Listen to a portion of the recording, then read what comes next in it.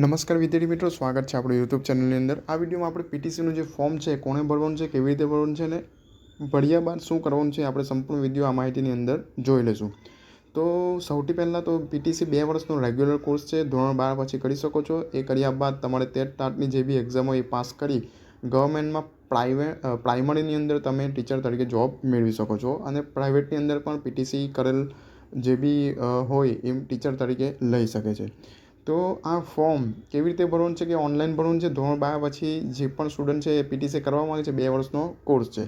આ ફોર્મ ભર્યા બાદ વેરિફિકેશન કરવું જરૂરી છે જે નજીકની કોલેજની અંદર। કોલેજ એ લોકોએ જાહેર નથી કરી, પરંતુ ફોર્મને વેરિફિકેશન કરવાનું સેન્ટરને જાહેર કર્યું છે।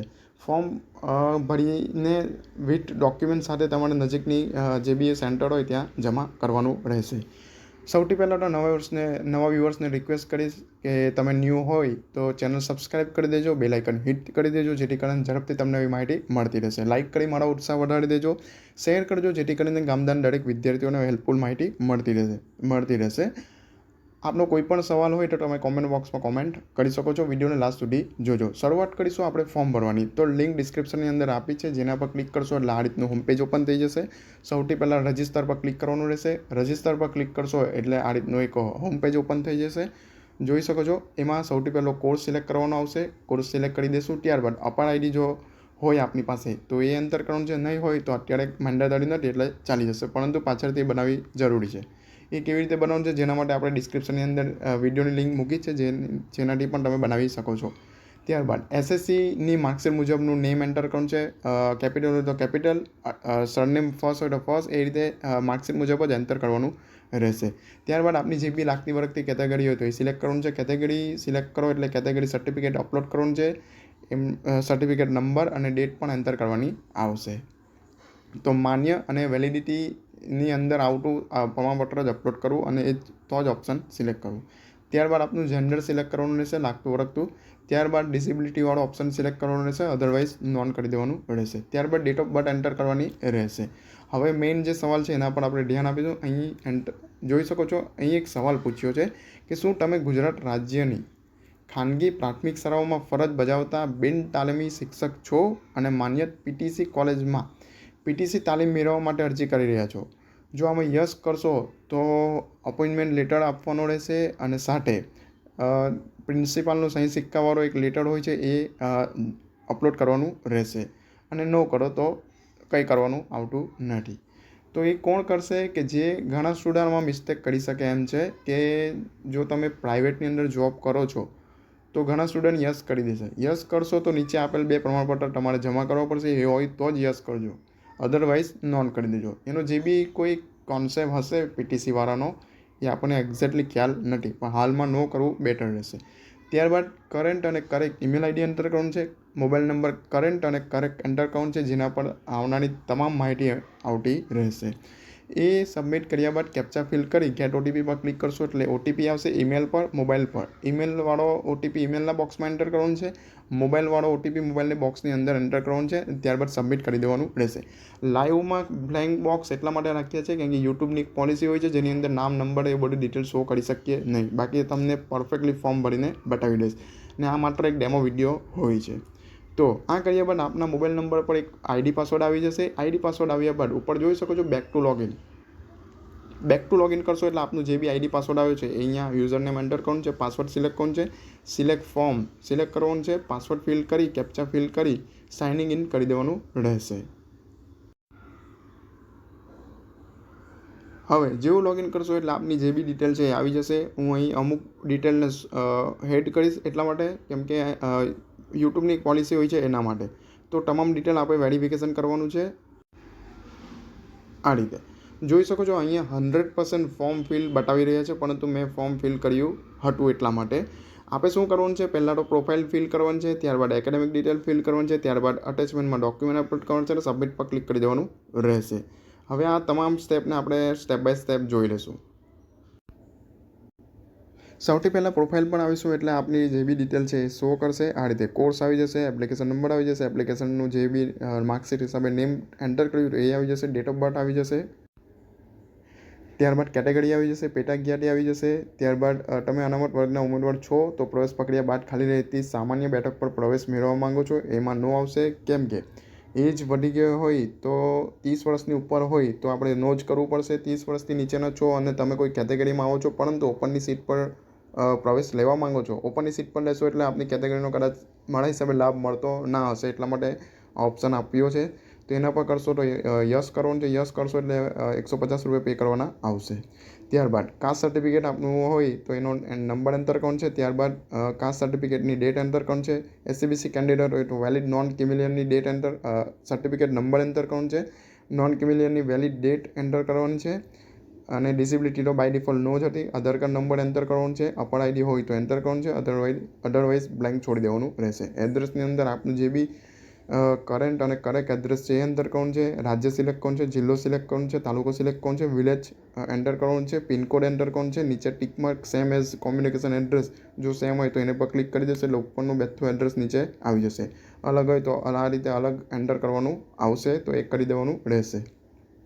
હવે 10માનું બોર્ડ સિલેક્ટ કરવાનું છે. 10માનું પાસિંગ સ્ટેટ સિલેક્ટ કરવાનું છે, મીડિયમ સિલેક્ટ કરવાનું છે, પાસિંગ મંથ સિલેક્ટ કરવાનું છે, માર્કશીટ મુજબ પાસિંગ યર સિલેક્ટ કરવાનું છે, સીટ નંબર એન્ટર કરવાનું છે, નંબર ઓફ ટ્રાયલ એન્ટર કરવાનું છે. હવે ધ્યાન આપજો, ઓબ્ઝર્વેશન માર્ક એટલે કેટલા માર્ક આવ્યા હતા, ટોટલ માર્ક એટલે કેટલા માંથી આવ્યા છે તો એ એન્ટર કરવાનું છે. બાય ડિફોલ્ટ પર્સન્ટેજ આવી જશે નીચે.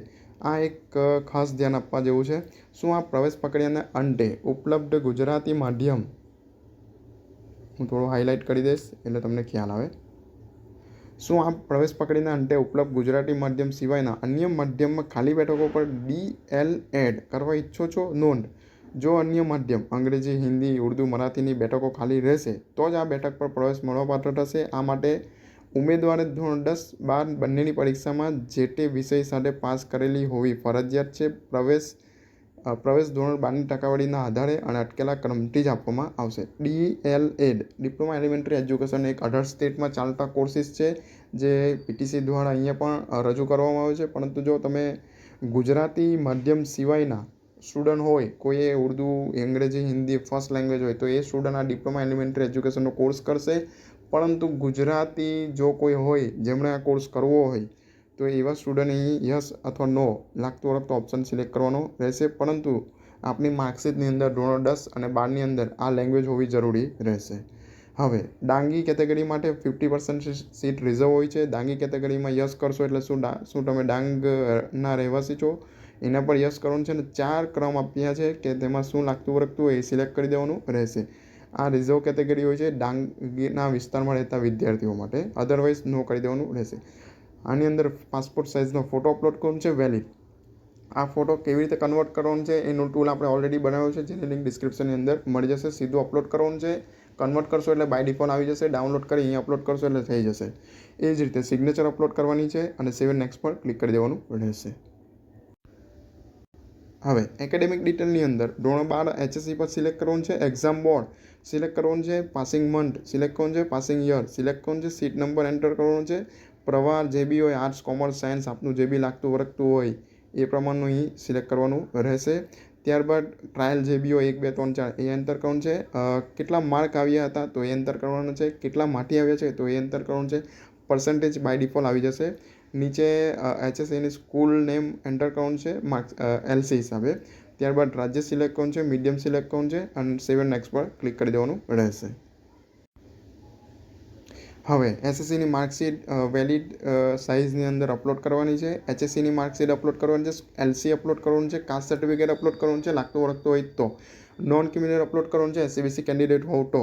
HSC ટ્રાયલ સર્ટિફિકેટ હોય છે તો એ અંદર અપલોડ કરવાનું છે. આ તમામ ડોક્યુમેન્ટ તમારે કન્વર્ટ કરવા પડશે. આપની પાસે જે હશે એ વેલિડ સાઇઝ મારા હિસાબે નહીં હશે તો એનું ટૂલ ઓલરેડી બનાવ્યું છે, લિંક ડિસ્ક્રિપ્શનની અંદર છે, જ્યાંથી તમે કન્વર્ટ કરી શકો છો અને અહીંયા અપલોડ કરી શકો છો. સેવ એન્ડ નેક્સ્ટ કરી દેવાનું રહેશે.